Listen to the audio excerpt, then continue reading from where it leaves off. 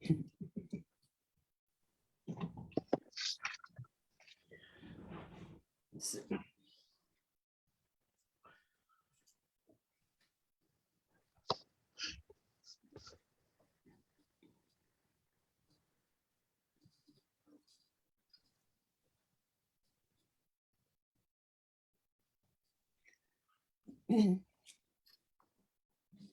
right, here we go.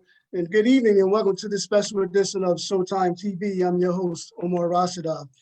October is Domestic Violence Awareness Month, and it's October the 5th, 2021. I'm doing my annual show on domestic violence, and I have some extraordinary ladies that join me this evening. I have Miss Bridget Waters, Miss Sue Ryan, Miss Dawn Rowley, and Miss Mati Amos. Ladies, good evening, and thank you for being a guest. Thank you. Thank you, Omar. Hi, good evening. Thank you. Okay, what I want to do, I want to start off with each of you ladies, just introducing yourselves, just saying what organization that you work with, and why did you get involved with working with victims of domestic violence? I'm going to start off with Ms. Amos. Harris. Amos, okay, Harris.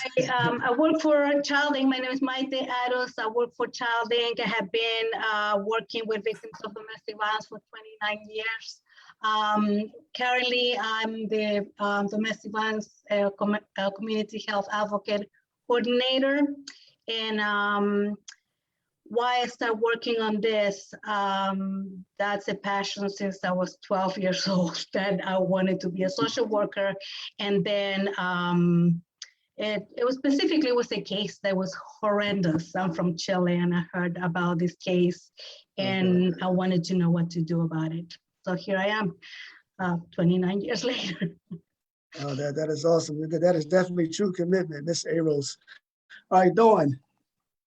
Well, my passion comes from, my name is Dawn Riley, CEO, founder of Domestic Violence Ambassadors.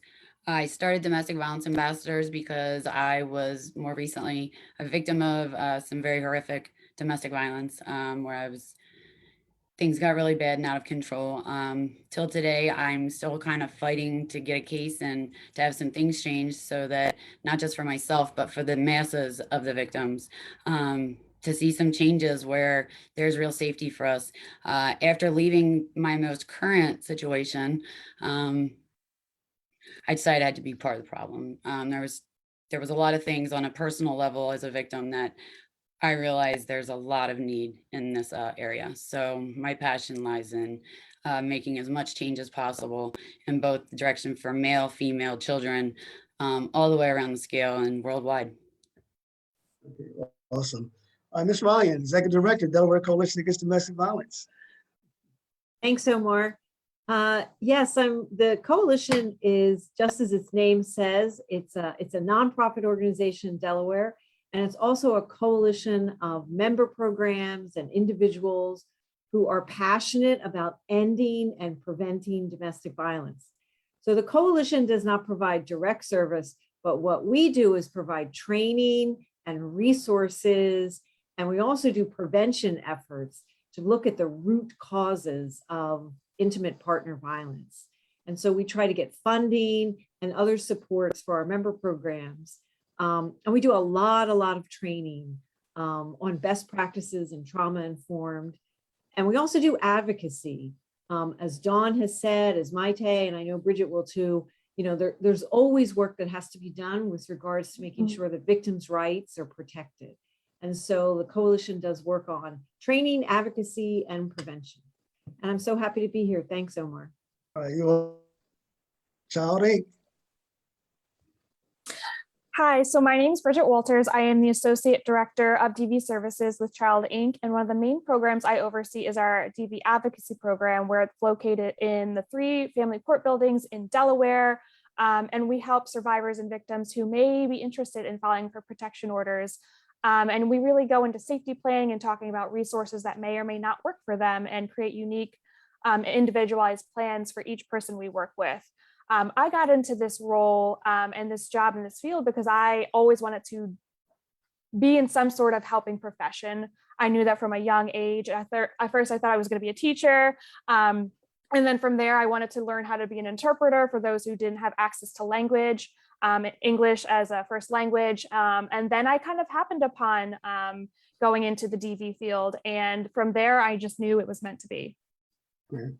Okay, I want to start off with the basics. Ms. Ryan, if you can chime in, how would you define domestic violence, and what are the different types of violence? Because everyone thinks it's just physical, but it's more than just physical. You said to me? Ms. Sue Ryan, if you want to chime in, you can after her. That's fine. So Omar, it's a really important question because there's a lot of misunderstanding around domestic violence, but it's a pattern of behavior. It's more than one incident. It's a pattern of behavior that is really all about trying to get control and power over another person. And as you said, it certainly involves and can involve physical violence, but it goes beyond that. It can also include threats of physical violence, emotional abuse, threats to take the children, financial abuse, like interfering with someone's job or destroying someone's credit. It can, games with the mind, like psychological abuse, where the abuser is really trying to reduce the other person, make them small so that they can control them in an everyday way. And they'll use any tactic that they can to get this power and control over another individual, whether it's physical, sexual, psychological, emotional, or financial abuse. Okay, and Dawn, I want to ask you, you mentioned at the top of the program that you are a surviving victim of domestic violence. Being a victim of domestic violence, at what point were you aware that you actually was a victim? Because some victims may be victims of domestic violence and may not even know that they're victims. So, I mean, was it after the first, I'm not sure if it's physical or emotional, verbal, but was it the first encounter, or was it a series of encounters? When made you come to the conclusion that, yes, I am a victim of domestic violence? 4.5 months into our relationship, when he threw me unconscious twice in one night. And he told me that he had been feeding me crystal meth in my food since day one. Okay. So my abuse began before I even knew it. So he had, by the time we got to the point where I was being thrown unconscious, and everybody thinks, well, you should have known that. Well, it looks like salt. And if you're not putting tons of it on your food, like the way I was getting it, you just feel elated. You feel like, I felt like I was in love. I thought I was happy. I finally found to find out that I wasn't. Wow. So, basically, he pretty much poisoned you, and you're lucky to be alive today. Wow, that's Yeah, I am happy to report that I'm coming up on 11 months clean and sober. So thank you. But that was a struggle. Yeah. And because of that, it caused a lot of extra barriers. Miss Rose, and Bridget, if you two want to elaborate in terms of what are the warning signs of a victim of domestic violence, because one may be a victim of domestic violence, and people at work may say, "What's wrong with her? I wonder what's going on." She got scars on her face, but she says she's not being abused. So, just for educational purpose, what would you two ladies say or warning signs that may indicate that one is a victim of domestic violence? Bridget? That's a hard one because it's not always straightforward. It's not obvious. It really is. It depends on the person and the type of abuse they're going through. Okay. One thing we see is abusers can be very, very, very charming in the public. And so, you could have a best friend who you have no clue what they're going through because, they're in their public with their significant other, their partner, and they're coming off as this really charming person. And they're, oh my gosh, this person's so kind, so nice. They're talking to everyone. They're being super funny. And that's what always throws people off, is when somebody finally does disclose or mention something that's not super great, or, oh, well, he's such a great guy, or she's such a great person. They would never do this to you. Or that doesn't seem like that person at all. Right. And so, it can be bruises, it can be covering up the arms, but it also can be isolating yourself from your friends and family. If you're in a newer relationship and suddenly you're seeing less of that person, you might want to question a little bit why. It may be that person's not wanting you to talk to that person anymore. Or it could be, signs of, losing weight or withdrawing from others, or maybe taking towards substances to cope, or mental health concerns that are starting to come up as serious issues that, you're starting to notice this person's starting to change from who they used to be to who they are now. And it's really, really tricky, Maite. You can add more to this because you've had 29 years of this work and you've seen so many different versions of it. I'd love to hear more of your perspective too. No, but you're absolutely right. Many times it's not just like someone that out there, it shows that it's aggressive. Sometimes can be that nice neighbor that says hi, good morning to everyone, and you have no idea what's going on inside the house. But for people in general, when you start seeing some signs from coworkers, that usually it's, if everybody's gonna go out, for example, go and eat something, it's that person that says, no, I have to go home, or needs to check and ask for permission to go. It's different, like, of course, our loved ones, we want to let them know we're going somewhere because they're gonna be worried about that, but it's more like, I cannot do that, I have to go home, and there's not like a real reason.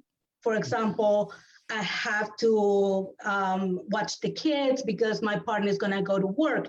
That's different, right? Because it's like a collaboration with your partner. But when it's something that it noticed that it's like that anxiousness, like just very nervous, and never being able to participate in events, the phone calls from the partner, constantly calling to check what you're doing when you're at work, those are signs that you can definitely see that there's something else there.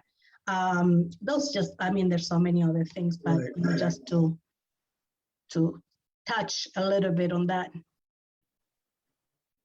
Excellent. Ms. Ryan, this is we're into COVID.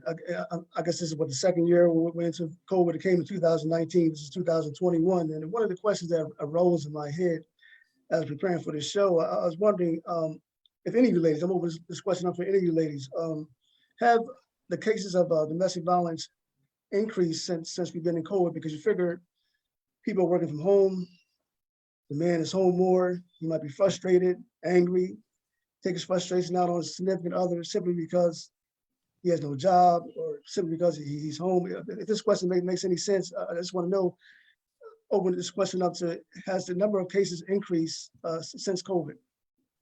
It's such a good question, Omar. And when COVID first started, that was the concern, exactly what you said, because people now were really trapped with each other at home. And what the issue became was accessing services, because how can you call for help and how can you get services if you're literally in the home all the time with this abuser?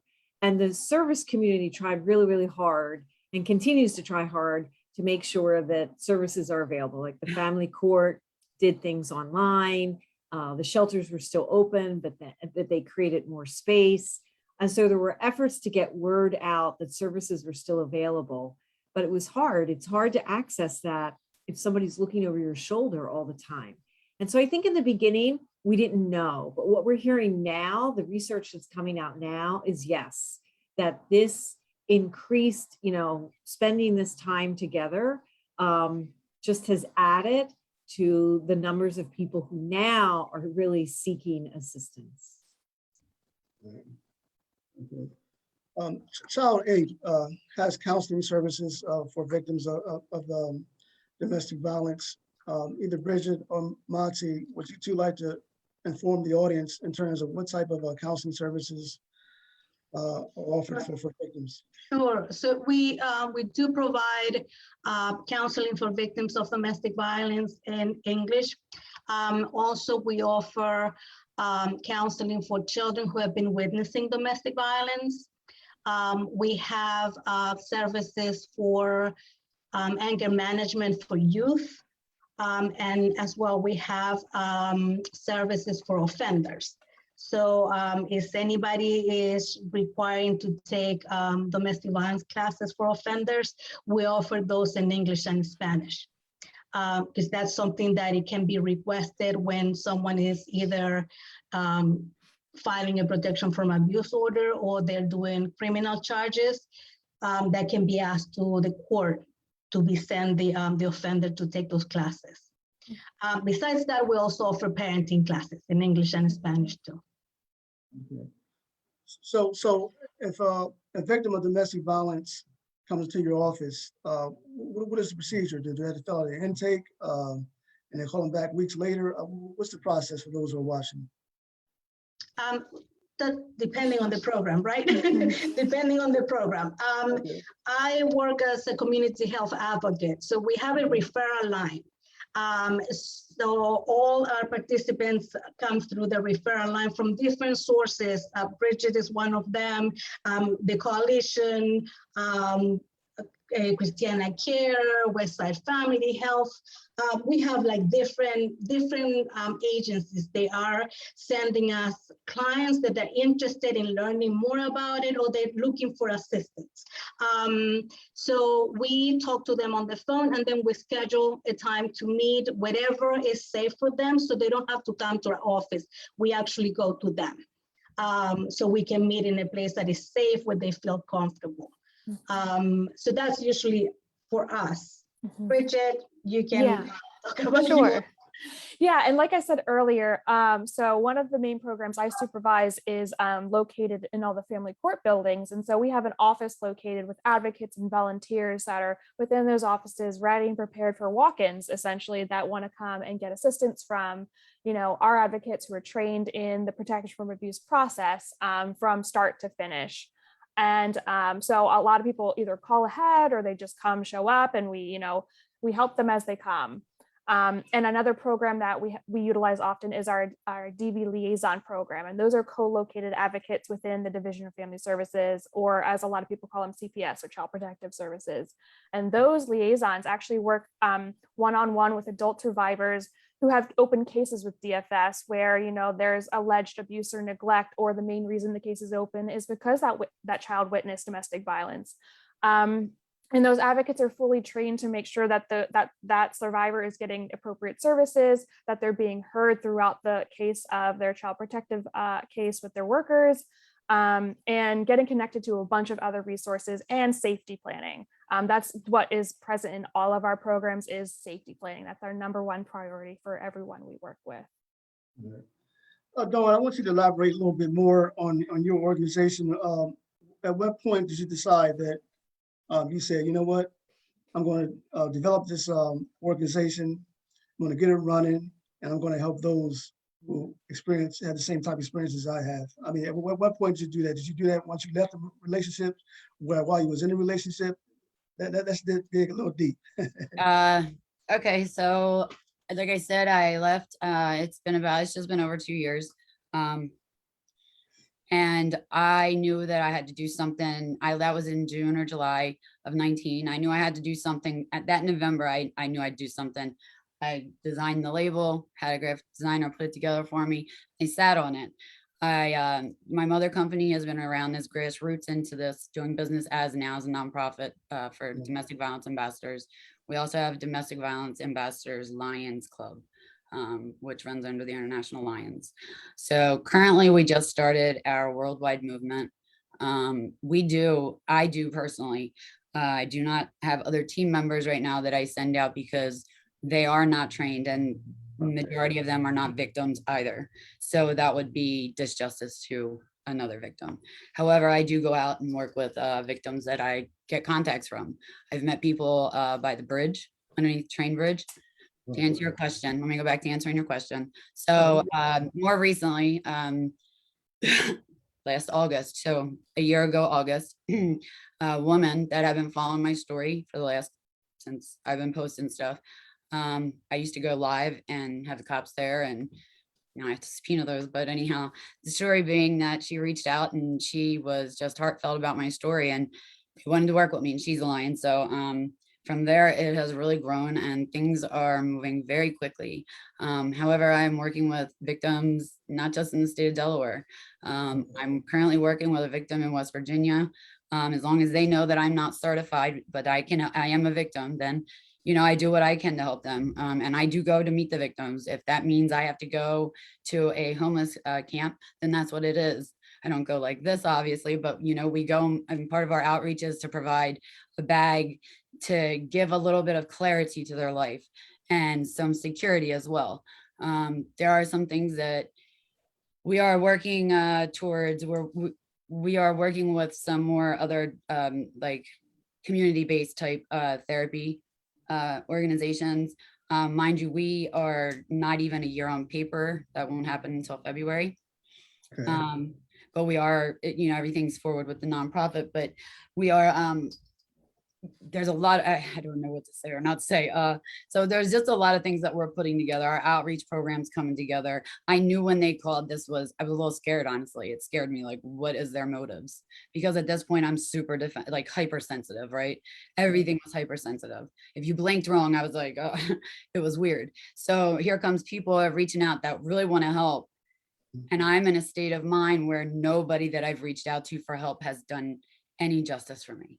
Right. I've lived in fear, and my life is still taken in my own hands actively currently as we live, because I'm still currently being followed by people, and, in situations and places and things are happening, and there's nothing I can do about it currently other than to continue to fight this fight and show other people that it's okay to speak up. And, we don't need to be silenced. We need to be made part of the process as the victims. And so my goal is for the masses is to show people that it's okay to build their confidence, because really, if you're going to help people rebuild their lives, in my heart, you have to rebuild their internal confidence before they're able to move forward. I mean, that's coming from being in that position, not once, but a couple times in my life.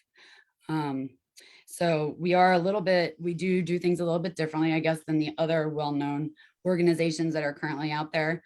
But like I said, we're working with people that are, have the education to do the therapy, the trauma therapy, the addiction therapy. A couple of the bigger things that we like to keep on the front line is victims aren't just women. Men and women are victims. And I frequently hear that it's the women, or, it's the Women's Act, or it's about women's rights. It's not, it's about victims' rights. And I think that's really important, that we start to, make this an inclusive type situation. I also believe that, I'm building my organization as I build my case, is how things are basically. And I'm okay doing things that way and letting people know that. But we're making a lot of community connections to build our own kind of staff that we can turn to immediately. Because in my personal experience, there was a lot of red tape that I didn't even have a chance to sometimes get to the voicemail. There was a lot of unreturned calls. There was a lot of lack of information provided for me. I was never offered a shelter. I was never offered a safety plan. I was never offered any of that. And as a matter of fact, I am legally paying for the consequences of him trying to kill me. So the legal aspect is also something that's important. I realized through my experience and a lot of research and talking to many people from all these different organizations and, other victims even, I've started doing my own surveys and gathering some of my own numbers. And the reason it perpetuates more abuse for us when we reach out. So, and then if we reach out for help, in my situation, when he broke my back because he threw me unconscious and I realized I didn't feel it, I did consciously continue to do those drugs because I couldn't go to the hospital and get help. So at the end of the day, I was just a drug addict, right? And thank God I didn't have a child, because if I did, they would have taken that from me. So we would like to build a place where the family unit can begin to heal. What's left of the family unit can now heal at the same place and begin to understand why things happened the way they were, instead of all the anger and frustration. And then the more trauma that's imposed on the entire unit that's left over, you've doubled the trauma. And so our goal is to one day hopefully be able to get to a place where that's all provided in one spot. Hey, Omar, can I follow up on what Dawn said? Absolutely. So I feel like Dawn has raised some really important points. One, she's a survivor who's providing survivor advocacy for other survivors. And that is really, really powerful. It's very powerful because she herself has experienced intimate partner violence. So then when she's talking with other DV survivors, she has that perspective, which can be really, really powerful. Because one of the things that domestic violence does, or what the abuser tries to do, is to isolate people and to make you feel like you're alone and the problem is you. And so finding a community or finding that, gosh, I'm not alone and other people experience this and there's help is super, super important. But the other thing that Dawn has highlighted is the intersection between domestic violence and substance abuse. And everyone's story is unique and it's tailored to their situation. But Dawn highlighted, so she was dealing with substance abuse, and the system is going to look at people differently when they're dealing with substance abuse. And man, oh man, are they going to put a lot of blame on somebody who's dealing with substance abuse. But as she bravely shared, this was something that the abuser caught her in. And that's also very common because it's part of power and control. If you get somebody addicted, then you have a lot of power and control over that. But then when you're trying to seek services and you're trying to seek help, it can get complicated and you can then experience an enormous, enormous amount of judgment. And that it's complicated enough, it's hard enough, and it's scary enough when you're trying to reach out for help. And so when you have additional hurdles, it just becomes more challenging. So it's something, I'm glad Dawn brought that up. I'm glad that she mentioned, and thank you, Dawn, for being so frank about your situation, sharing that there can be intersections. It's not like there's a perfect victim with this perfect story. Hey, it's a human story. It's a human story. And there's been a lot of abuse here, and we need to meet people where they're at, wherever they're at. Yes. I appreciate you saying that. I would like to honestly piggyback to what Maita, Yes. yep, what she had said earlier. People who know me in a personal way, right, on my personal life, looked at me and I would never imagine, like, there's no way, like, you're lying. I mean, people have known me for a long time. And I'm like, you don't understand. So to piggyback off what she had said about the process, people don't just come in. The thing is these people don't get what they need to fill in them personal selves by coming in and immediately killing you. They get their excitement and their kicks by doing this and watching you flinch, or telling you, if you go 2 feet closer to that door, right, I'm gonna, whatever, there's a lot of different things that happen. So to piggyback off that, it's a process. Like, if I walked into this and knew this man was going to do what he did to me, I would have left, like, I've been out the door immediately. But that's not how it goes. And to be honest, I knew my abuser since before high school. Okay. And actually knew some story about him that I found out through my experience. He was actually charged for everything. But everyone that we grew up with knew something different. And so, like I think Sue said, you get that social stigma against you. People don't want to believe it because I've known him this long. I've known you too, but I was closer to him. So you're a liar. And now all of a sudden my phone's like not going off the hook. Like, wow, like, because he's had 3 other victims since me 2 years ago. And he's never gone to jail or had a charge pressed against him. I'm sorry, you finished? Go ahead. No, go ahead. Okay, the word blame came up. I want to ask Bridget and Monty, through your advocacy, the survivors that you work with, have any of them came to you blaming themselves for being a victim of domestic violence? For example, if I wouldn't have got him mad, or if I'd have did this, if I'd have did that, maybe he wouldn't have beat me. That's very, very, very common. In the majority of people that we work with, this is not their first time trying to seek help either. The stat changes a lot, but it's 10 times it takes to leave an abuser.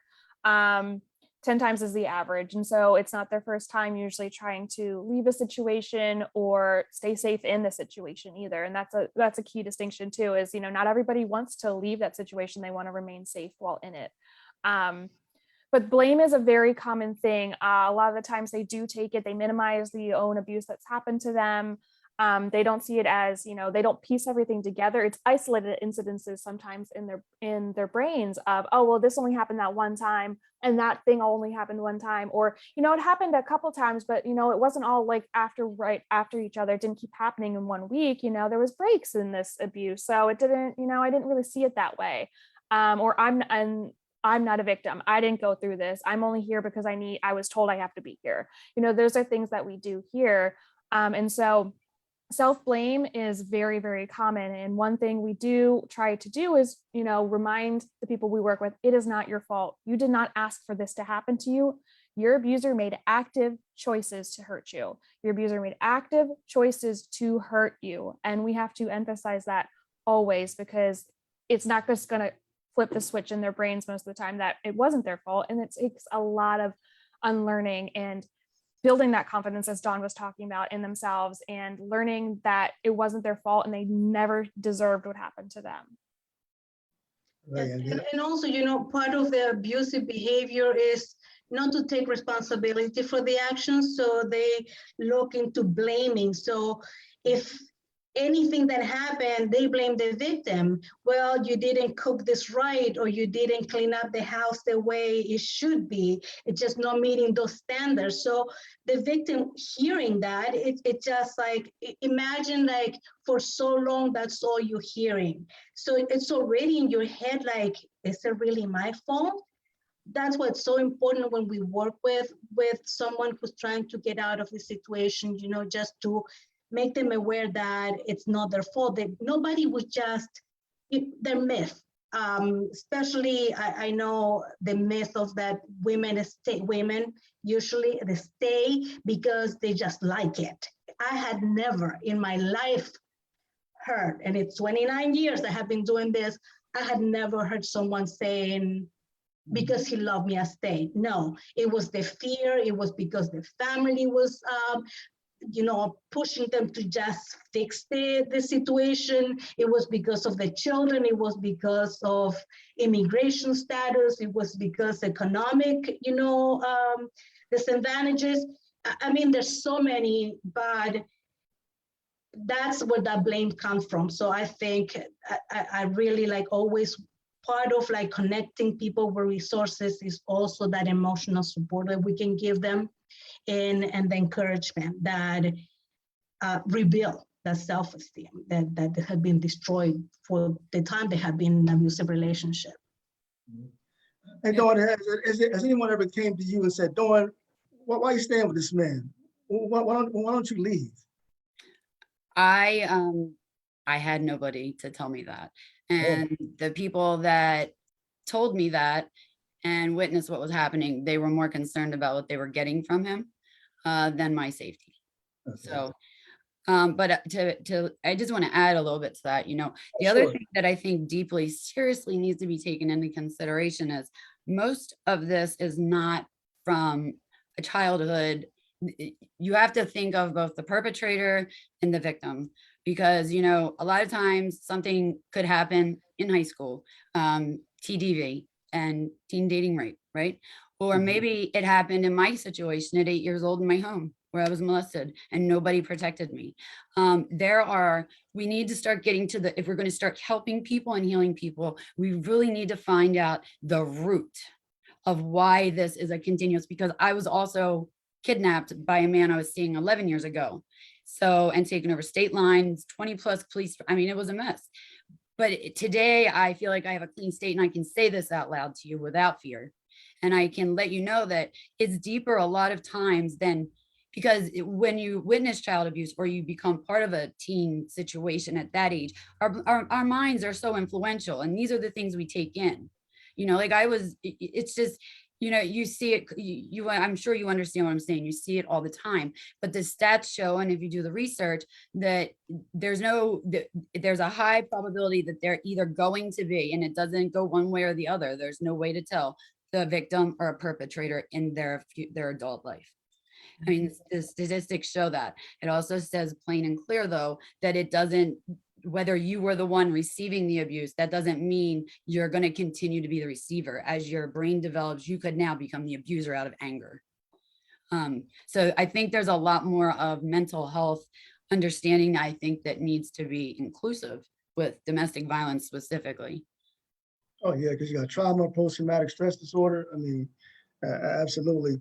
You know, Ms. Ryan, I was watching a movie maybe a couple weeks ago, and there was a father who was abusive in a home, and his son saw the abuse, and then years later, as the son got older, he became abusive. Is there a fear that learned behavior that a son, for example, watched his father be abusive, that he in return may be abusive? A daughter watches her mother be a victim of domestic violence, and in return, she may grow up also thinking it's susceptible to be a victim of domestic violence. Absolutely. Yes, absolutely, absolutely. Really strong. I mean, if you grew up in a family where conflict was resolved by violence, then that's what you learned. And if you're seeing someone abuse another person, then you may think that that's normal. And so as an adult, you may engage actually in the exact same type of behavior. It's very, very powerful. And what Dawn was also referencing is, you know, adverse childhood experiences, where what happens to us as children can have a profound impact on our health and our physical safety as adults. And something else Dawn said, I think that's so important about the teens. So I know that Child Inc. and other agencies do work with teens because it's part of prevention. It's part of really talking about when people are young and they're just beginning to get into relationship. What is a healthy relationship? What does that look like? And trying to get away from these ideas about men should be this way and women should be this way, and those gender biases, and really like treating each other with healthy respect and equality. Yeah, so super important. Well, not just healthy, respect, and equality, but we need to start teaching people it is okay to say no. And when you say no, that's what you mean. I think there have been since my childhood, where again, my upbringing was a little different than yours may have been, but no didn't mean no. There have been, since then, so many different things have changed and evolved, and I'm going to say some good and some bad. But the bottom line is, we need to teach our babies that when you say no, it is no. And give them that power back to be able to decide what is right and what is wrong for them. Throughout the show, we pretty much focus on the females, they being the victims and the men being the abusers. I want to ask Bridget and Monty, how often do you have cases where you have same-sex abuse as well as the men being the victims and the women being abusers? Yes, actually, the program that I'm part of, we work with anyone who's victim of domestic violence. So that includes teenagers also, and same-sex partners.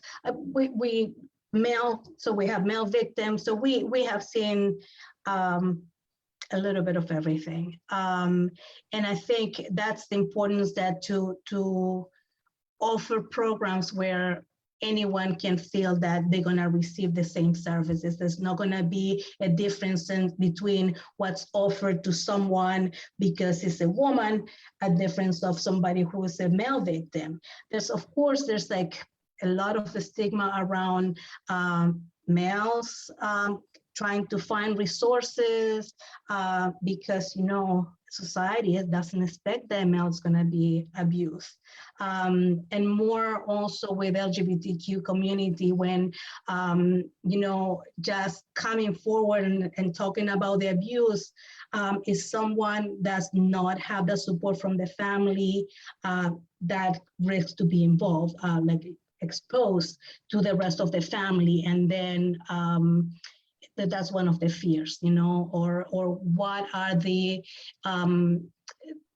others are going to say about finding out of that relationship. And that could be so harmful to someone who's experiencing domestic violence, and on top of that is being criticized because of, their sexual identity. That happens frequently, and it causes a ton. Every time a victim reaches out for anything, whether it's a friend's ear and they're not available, whether it's an organization and there's no response, no matter what it is, it's called re-victimization. And it's also called victim shaming. That's a real thing. And unfortunately, it happens from the time we dial 911. And if you continue through that process the way I have, it's an ongoing traumatic experience. And it does re-victimize the victims constantly. And, it can cause deeper levels of PTSD and other fears, because now you're not just afraid of your abuser, you're now afraid of the people that are out here that are supposed to be doing things to help you, but you're not getting the services. Bridget, you want to add? You have anything to add? Sure. I just wanted to briefly add, along with what Maite was saying, our programs, we do not turn anyone away based on identity. And that's starting with inclusive language. I've updated forms, I've changed things from that had gendered language to just name. And I train my advocates to not say she and he all the time and assuming the relationship. When we get somebody who comes to our office and we're asking, names and dates of birth, we need that information to confirm we're able to provide services so that there's no conflict or previous conflict. We want to make sure that we're saying, okay, what is this relationship to you? Who is this person to you? Not saying, oh, this is the father of your children, or oh, he or she. And, making sure that starting from point A, we are creating a space where people feel safe to disclose whatever they want to disclose to us, whether that's their relationship, who they're dating, who they like, how they identify. That's really, really important in making sure that people feel accepted in an already traumatic experience that they're having. Can I follow up on Bridget? Bridget has shared that she coordinates and directs the domestic violence advocacy program, DVAP, in family court. And that's a really important program because many victims of domestic violence want to get a protection from abuse order, a PFA that says to the abuser, stay away. But going to family court can be very intimidating, especially if you haven't been there. And so they don't try to be intimidating, but just walking through the doors can be intimidating. And so the DVAP program, the advocacy program, provides advocates who does your abuser or does this respondent, does this person even respect law enforcement? Do they respect this piece of paper that's telling them they cannot come near you or abuse you any further? And sometimes that's a light bulb in their brain of saying, okay, well, yes, they have a really good job. They don't want to lose it. They're not going to, they're going to listen to this because it's a court order and they have a lot to their name. Or they're saying, no, they have absolutely no respect for law enforcement. If I call the police, it's not going to matter. And so we say, okay, this may not work for you then. Let's figure out another way to safety for you. Let's figure out what could work, or what, this civil process is not always ironclad. If you're not able to enforce it as the victim, it's unfortunate. You're the one who has to enforce it. You have to be the one to call for help, or somebody else has to call for help who's witnessing something. It's on the victim to enforce that order. And so if they don't tell somebody about it, nothing's going to happen to this abuser. And that's one of the really hard things about this process is it's not easy, it's not clean, it's not straightforward. And any person coming off the street looking for something as saying, stay away from me, you have to fill out all of this paperwork. You have to write about all of this abuse that's happened to you. And that's traumatizing in and of itself. And I wish there was something safer and better and easier, but that's what we have. And so we do our best to make sure that, victims and survivors are fully understanding what this process entails from point A to point B, to what it can do and what it can't do. Does this work for you? Will it not work for you? And so, yeah, I just wanted to really point that out because it's not easy, but it's such an important program where in many other states, people who have these protection orders, they don't have advocates there that are there to help them through it. And it's, you have to basically represent yourself in court. Yeah. And the other program that I think is so important is Maite's program, the community health worker program, Because for most victims of domestic violence, the first responder is not going to be law enforcement. The very first person who's going to find out about what's going on is the medical provider, the physician, the nurse practitioner, and then having them connect to Maite or one of the community health workers is for many, many victims, for many survivors, a really safe response. Right. And also, you know, we having that ability to be able to go and meet with them when they're safe. So they don't, a lot of our clients, they don't have access to transportation. They don't have money to pay for a bus to get to the main office. So we go to where they are. We use like, I mean, I can tell you from walking in the riverfront, from supermarkets, from, you know, stores, for parking lots, movie theaters.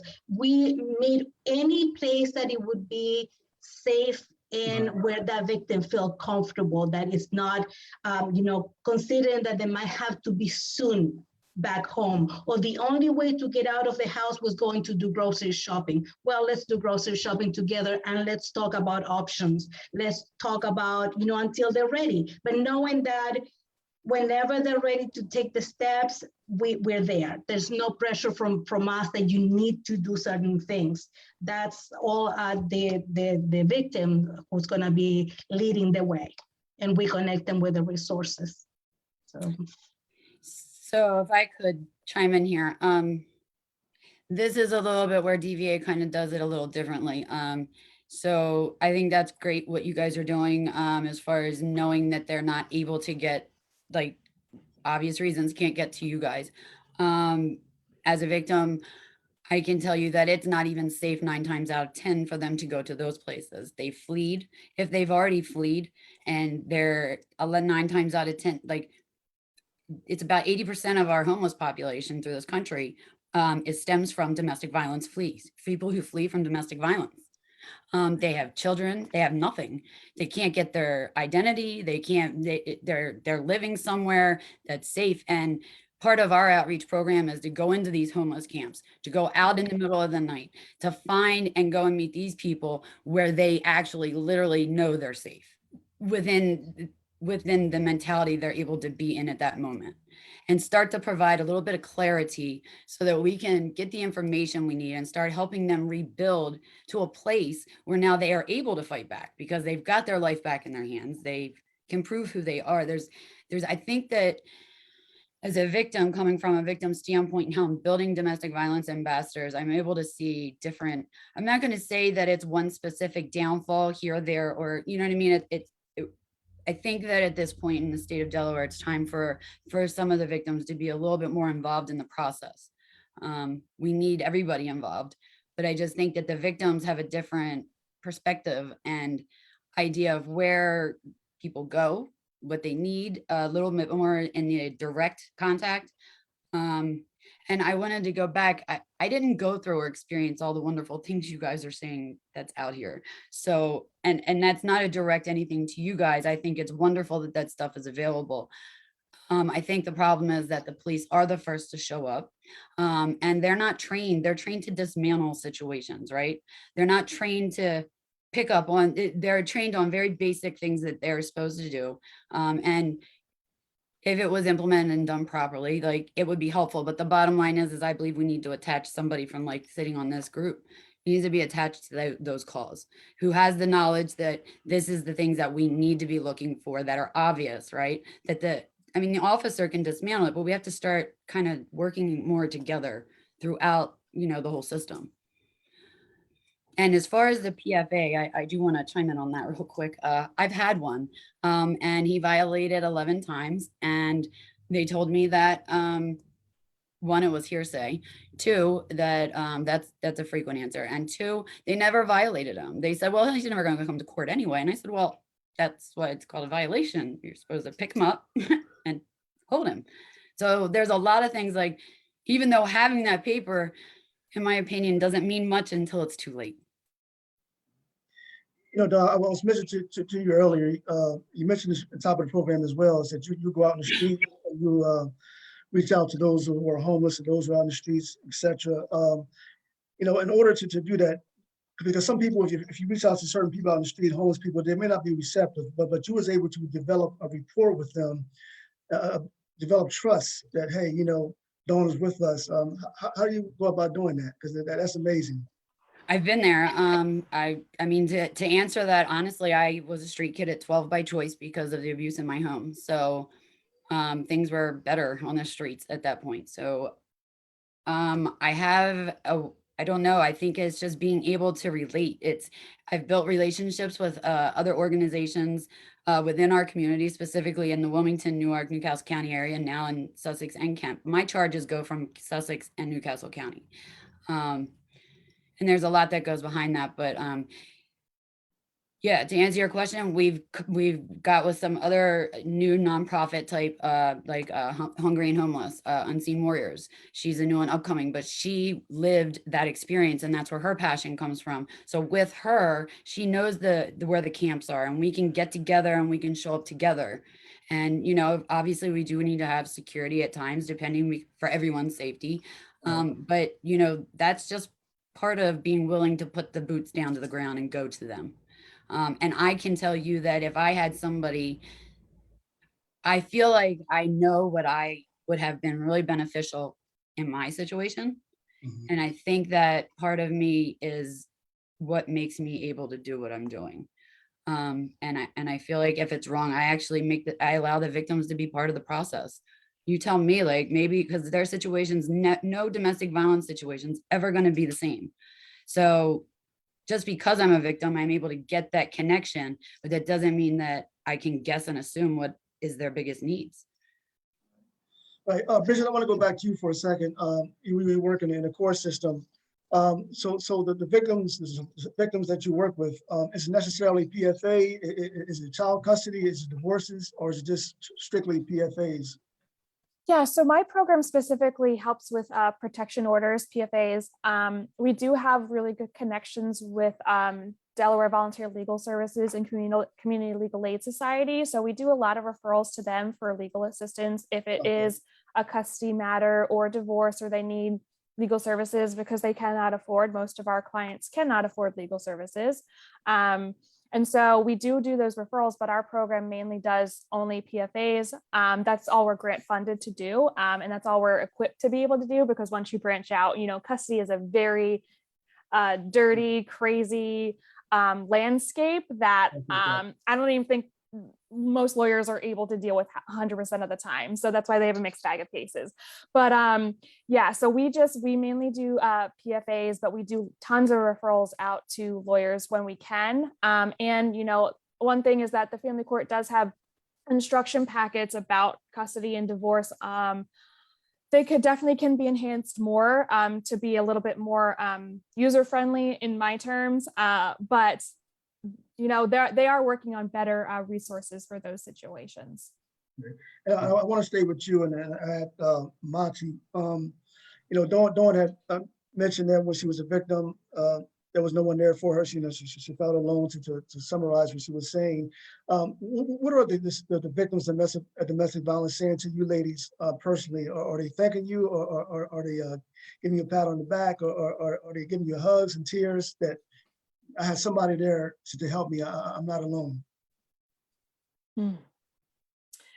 It depends on the day. Depends on the day. It depends on the trauma too. We don't expect thank yous or hugs or tears. Tears are common though. That's a normal reaction to having to release the trauma that they've experienced. We don't do it for the thank yous and those come when they do, and they don't, but that's not what we want. We just want to make sure that we give what they're asking for, and we're listening and providing what they are asking for, and not telling them what they need or telling them they have to do this or do that. It depends on the day. Some days are more grateful than others, but we do what we can. And that's all that really matters for us. Okay. My program is it's a pilot project. So it's since 2019 that we have been receiving clients. So since it's a pilot project, we do evaluation.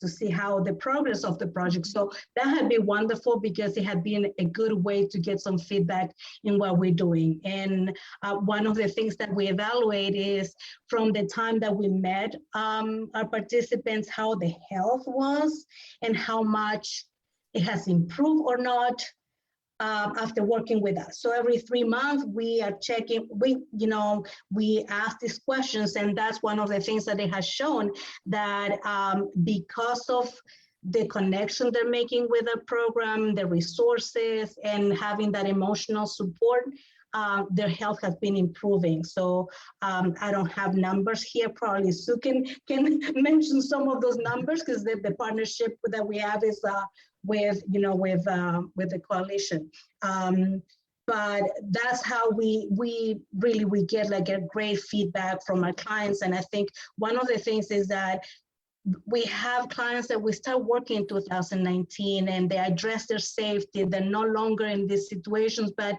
they have continued staying in touch with us. So, I have clients that they text me, good morning, have a great week. Just like that kind of connection that is developed with time. Yeah, because, being And that's honestly what keeps all of our passions probably going is right when we get that one person and we just feel defeated, like, what can we do? And then you wake up in the morning to something like she's saying, like a beautiful comment for somebody just saying like, you really helped me. It could be 4 words and that's all you need to keep us going. Right. And Monty, I want you to just reiterate, because sometimes when we focus on domestic violence, we think about the victims, but the abusers, they need services, they need counseling, and Child Inc. provides those services, correct? Yes, we have domestic violence classes and individual counseling for offenders.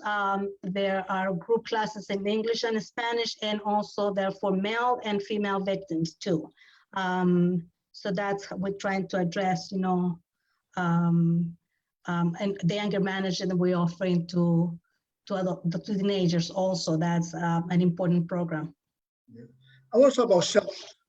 I know Child Inc., you have a program for shelters for victims of domestic violence. I'm not sure what other programs are out there. Ms. Ryan, you can chime in as well as doing. Talk about the process of survivors going to Child Inc. and enrolling or signing up to be in a shelter. What's the process? We have a 24 hours hotline. Offer bilingual services. So that's for New Castle County. So it's the same number. Downstate, it's 2 different numbers because People Place is the one managing the hotline. So if someone calls and requesting shelter, they will get their answer right there. There's no waiting list because we understand that someone in a safe situation trying to get out of that situation and going immediately somewhere they can feel safe. So that is kind of for us like the first stone to get out of the situation and address their safety. And then from there, they can start working with case management and safety planning. And that's how they get connected with Bridget. And during the time they're in the shelter, connect them with rapid rehousing. We have the housing case manager, and also connect them with mental health services, participating in support groups. So we're trying to address all that and getting connected. After the client is leaving the shelter, they can be connected to our program so we can continue offering the support that they need. And so in general, how long are they allowed to stay in the shelter? It depends on their needs. There's not a set time. Okay, gotcha. So if somebody comes, sometimes someone feels safe enough to do a protection from abuse order, ask their abuser to be removed from the home, and they feel safe. Okay. And then after that, they just go back home and they continue receiving services for, all the other things that they need to be working on. But it could be a short stay, and others, they're not safe. They need to find a job. They need to be connected with social services, with finding housing. So depending on their situation is the length of a stay at the shelters. Okay, so as we close into the program, I'm going to give each one of you ladies the opportunity to say any closing comments for anything that I may not have touched on. If you want to touch on, I can leave your contact information and the hotline numbers. But before we do that, I want to thank all you ladies for being a guest. I do this every year, and I got to start doing this in January as well. And Dawn, I think you should write a book and do some public speaking. All right, but let's start off with Bridget. No, I just really want to say thank you for allowing this space to talk about these really, really tough issues. I know it's not a fun topic to talk about, but it's necessary to bring awareness to this ever prevalent issue. 1 in 4 women, 1 in 10 men, or 3 in 10 men, that changes every year, I swear, the number, but 1 in 4 women, 3 in 7 men, it really does. It's very prevalent, and we need to, all work together to address the seriousness that is domestic violence and prevent death, prevent this abuse, and, really focus on safety is our #1 concern. And, thank you ladies all for being here today too. I love you guys. Okay, Monty. As we said at the beginning, I think this is a topic that we have to revisit constantly because, October is domestic violence awareness, but I think it's something that constantly we need to keep the conversation, especially whenever there's an opportunity, because that's the opportunity to educate others too, to understand a little bit more about what the process for the victim is, for people to learn not to judge, and get rid of those myths that they are around, the victim thinking that they're staying because they want to stay. I think it's important just to continue that conversation. I want to put the hotline. I think, Sue, you have it in your background. The big 24 hours hotline for Newcastle County is 302-762-6110. And we have the referral line for our program. It's 302-757-2137. Okay. Okay, what's the website for Child Inc.? www.childinc.com. Okay, Ms. Ryan. I also want to thank you, Omar, and thank you so much for raising awareness during this month and pulling us all together. I so appreciate listening to everyone tonight. I would say in closing that if you are a victim of domestic violence, please know that you're not alone, that there is help available. Your family, you might be cut off from your family. The abuser might have cut you off from your family, or you might be surrounded by people who are, not being patient with this or understanding. But there are DV advocates out there who do understand and who can provide support. And getting connected to somebody, Dawn mentioned this, getting connected is so critically important because it's the process of understanding I'm not alone, help is available, and day by day, we will figure out a safety plan moving forward. So reach out for help. And again, thank you so much. And if you can go to our website, www.dcadv.org, the Delaware Coalition Against Domestic Violence. It has all the hotlines for the state and other resources as well. Thank you, Omar. You're welcome. And before we go to Dawn, Ms. Ryan, if you want to just briefly talk about the task force, because I know we touched on that before the show. If anyone wants to get involved with the task force, domestic violence task force. So there's a victims' rights task force in Delaware, and that meets every other month. And there's also a DV task force, a domestic violence task force. And this is comprised of DV advocates and agencies that provide services. And they get together and they talk about what are the pressing issues, what are the resources we need to be available, aware of, and then they try to problem solve issues that come up. It can be a very supportive network of DV advocates. Okay, Dawn, close us out. Thank you for having me. I'm actually pretty honored to be on here. So as a victim, to give me a space to really share some of the breakdowns, and also to show those that are out here that are suffering. We believe no one's together, no one suffers alone. like these ladies have all said, there's a lot of different things that are available out here. There's up and coming things that are, everybody's working on new stuff. And I think that this is really important for all of us to come together like this and start to communicate about what, from all aspects, because we need the people who aren't victims as well, because we need to heal. So I think that this was, for me, this was a positive. I'm honored, and I just appreciate you having me on the show. Thank you. Oh, and we also, our website is dvambassadors.com. Awesome. So ladies, once again, thank you for tuning in. For those who are watching, thank you for tuning in. Please like, subscribe, and share. All right, ladies, I guess I may reach out to you ladies in January. Okay, All right, thank you. Thank you. bye-bye. Have a blessed week. You too. Bye-bye.